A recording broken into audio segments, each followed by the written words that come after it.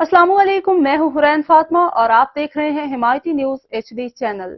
नजर डालते हैं आज की अहम खबरों पर।